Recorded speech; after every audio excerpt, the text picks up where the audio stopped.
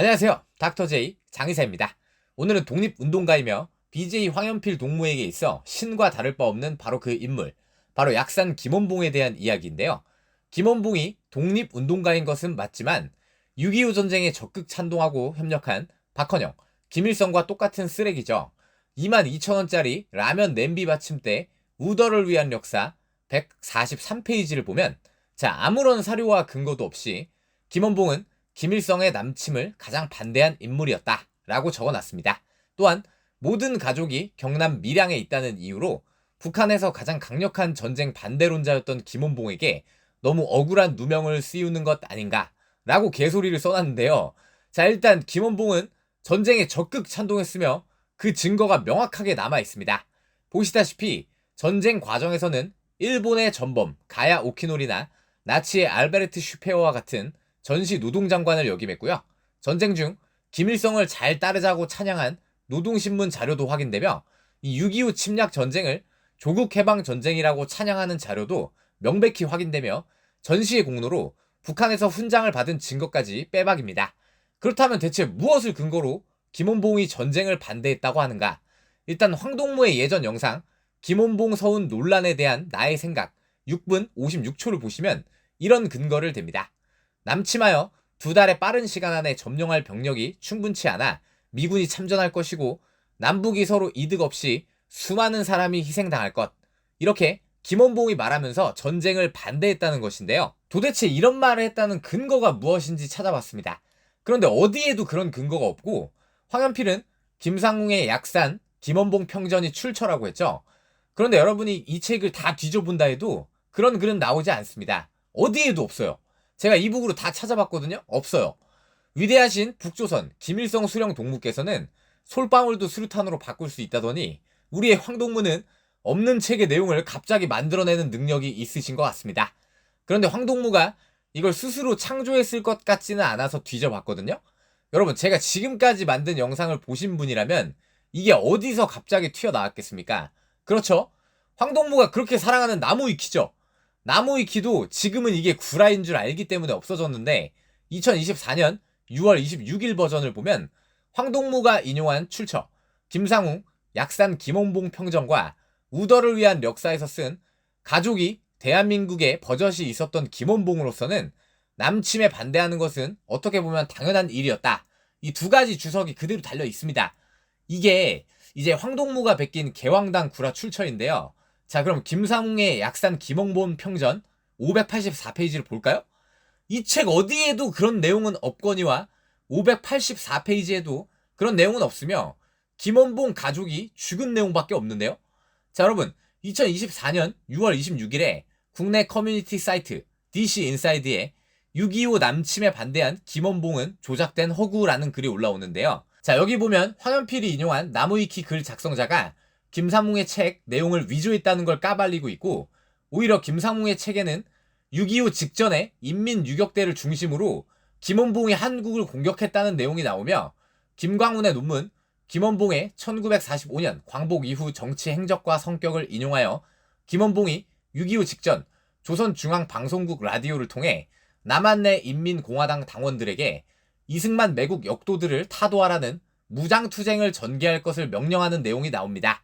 그리고 한상도의 김원봉의 월북 배경과 이후 정치활동 궤적 논문에서 김원봉이 당시 대한민국 정부를 전복시키고 인민공화국 수립을 위한 투쟁 등의 임무를 부여하여 빨갱이들을 난파시켰다는 한상도의 논문 내용도 나오죠. 한상도는 대한민국의 대표적인 김원봉 연구자이며 김광훈도 마찬가지입니다. 이 두 학자의 논문 어디에도 김원봉이 전쟁을 반대했다는 내용은 없으며, 심지어 황연필이 인용한 김삼웅의 책에도 그런 내용 자체가 없습니다. 그럼 제가 DC 인사이드라는 커뮤니티 글을 왜 가져왔느냐? 왜냐면요, 저 DC 인사이드 글이 올라오고 나서 나무위키가 수정됐거든요. 보시면 6월 26일 저 글로 인해 김상웅의 책에는 그러한 내용이 한 줄도 없습니다 라는 내용으로 황연필이 참고한 저 나무위키 구라 뻥글이 삭제됩니다. 당연히 황동무는 저 책에 김원봉이 전쟁을 반대했다는 글이 실제로 있는지 없는지는 당연히 모를 겁니다. 왜? 애당초 읽어보거나 확인한 적 자체가 없을 테니까요. 그런데 2025년에 나온 현필이의 우더를 위한 역사에도 저 뻥이 그대로 들어가 있죠. 어떤 학자도, 심지어 DC 인사이드의 일반인도 그 책에는 그런 내용 자체가 없고 나무위키에 누가 조작해 놓은 거다 밝혀냈는데도 그대로 김원봉은 전쟁을 반대했다. 왜? 가족이 남쪽에 있으니까 이걸 그대로 써놨습니다. 자, 여러분, 그런데 이 구라를 써놓은 편집자가 이제 제가 찾아보니까 나무위키만 건드린 게 아니라 위키피디아에도 이게 그대로 있더라고요. 위키피디아에는 무려 2018년 1월 13일 기준으로 보면 출처가 김상웅, 약산, 김원봉 평전 584쪽이라고 되어 있고, 김원봉 평전 584페이지에 있는 내용처럼 김원봉이 남침을 반대했다는 개뻥은 원래 없었고 김원봉의 가족이 죽은 내용이 들어가 있죠. 그렇다면 김삼웅의 김원봉 평전의 584쪽 내용과 일치하니까 문제가 없습니다. 그런데 이후 수정된 내용에는 황현필이 인용한 김원봉이 남침을 반대했다는 그 글이 그대로 있죠. 이제야 진실을 알았습니다. 그러니까 황현필이 띨띨이는 아마 원래 남침을 반대했다는 내용이 처음에 없었고 저 김상웅 책의 주석은 어디까지나 김원봉의 가족이 살해당한 내용에 대한 주석을 달아놓은 것인데, 보면 나무위키도 그렇고 위키피디아도 그렇고 이후의 수정본에는 황현필이 인용한 김원봉은 전쟁을 반대하였다, 이러이러한 이유로 반대한 이유를 김일성에게 설명하였으나 김일성은 듣지 않았고 결국 전쟁이 발발하여 라는 대목이 추가된 것을 볼 수 있습니다. 그러나 보시다시피 이 내용은 그냥 수정한 사람이 멋대로 써놓은 개뻥이며, 김삼웅 책의 내용은 그 뒤 김원봉 가족이 죽은 것에 대한 출처입니다. 그런데 황현필은 그 낚시에 낚인 거죠. 보면 그는 자신의 강의에서 떡하니 누가 멋대로 구라를 쳐놓은 글을 약산 김원봉 평전에서 나온다고 가져와서 강의하고 있죠. 당연히 저 띨띨이는 저 책을 본 적이 없다는 100% 명확한 증거죠. 저기 있는 김상웅의 책 출처는 저 내용에 관한 게 아니고 김원봉 가족의 죽음에 대한 내용이며, 지가 말한 내용은 저 책에 아예 나오지 않습니다. 아니, 지가 그렇게 신처럼 모시는 김원봉 선생 다룬 대표적 책인데 한번 읽어보지도 않고서는 위키 베끼니까 이런 개망신을 당하지 않습니까? 쟤는 누가 멋대로 앞에다가 써놓은 김원봉이 남침을 반대했다는 내용을 보고 아, 이게 김상웅 책에 있구나 하고 그냥 가져다 쓰는 겁니다. 사료에 대한 이해나 검증은 애시당초 없습니다. 자, 그러면 또 저번 영상에 이어 그의 또 다른 개뻥 역사책 이순신의 바다를 볼까요? 그의 책을 보면 이순신을 설명하면서 이런 글이 있습니다. 딴 거 볼 거 없습니다. 옥포 해전을 다룬 부분인데 보면 승기를 잡았다고 판단한 이순신은 호령했다. 특공선단 앞으로. 여러분, 이게 무슨 문제인지 아시겠습니까? 여러분, 특공이라는 말은요, 일단 조선시대에는 아예 존재하지도 않던 단어입니다. 특공이라는 건 특수 공격의 줄임말이거든요. 그럼 특공이란 말이 언제 생긴 걸까요? 그 어원이 뭘까요? 놀랍게도요, 특공이라는 말은 예컨대 민족, 국민처럼 원래 없었던 단어로 20세기에 생긴 말인데요.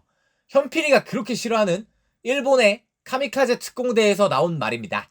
이 부대를 일본에서는 처음에 특별 공격대라고 명칭한 바 있습니다. 이후 생긴 말이 바로 특공입니다. 당연히 이순신은 저런 말을 할 수가 없고 저 당시 그런 목적의 부대는 보통 별동대라고 불렀습니다. 멍청하고 띨띨하면 이런 오류가 생기죠. 더군다나 대체 왜 특공선단이라는 있지도 않은 말을 어디서 가져다 붙였을까? 찾아보니까 역시나 다음 역사 카페에서 적당히 베껴왔더라고요. 이 소설이나 다름없는 2018년 글을 그대로 베껴오다 보니, 아니, 지가 그렇게 싫어하는 카미카제 특공대에서 나온 말을 다른 사람도 아니고 이순신을 다루면서 그런 말을 할 수가 없는 사람한테 붙여놓고 있죠. 여러분, 이게 바로 제가 말하는 사자의 방식입니다.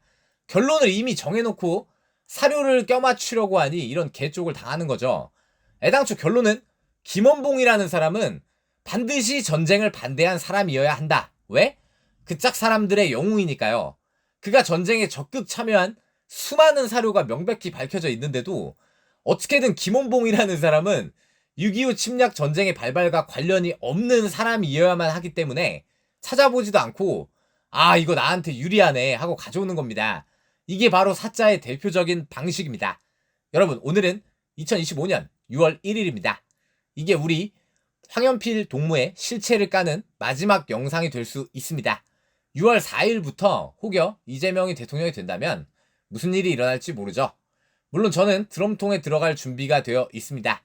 마지막으로 다시 한번 여러분들이 황연필과 같은 사자들을 제대로 골라내는 능력을 키우시길 진심으로 바라며 6월 3일 여러분이 생각하시는 올바른 대한민국의 리더에게 한 표를 던져주시길 바랍니다. 감사합니다.